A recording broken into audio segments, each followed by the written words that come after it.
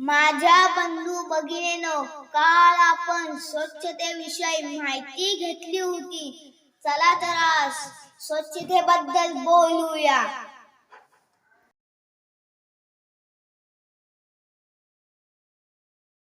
शांत रहा आणि पृथ्वी स्वच्छ ठेवा. स्वच्छता म्हणजे रोजचा सण नाही तर कायमचे आजारपण.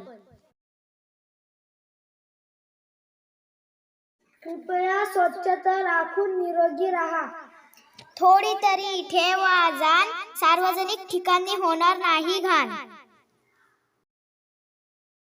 स्वच्छ घर, स्वच्छ अंगण, प्रसन्न ठेवू वातावरण. धरती पाणी हवा ठेवा साफ. धरती पाणी हवा ठेवा साफ, नाहीतर येणारी पिढी करणार नाही माफ. माझ्या बंधू भगिनींनो, स्वच्छतेचा हा संदेश संपूर्ण जगात पसरवा.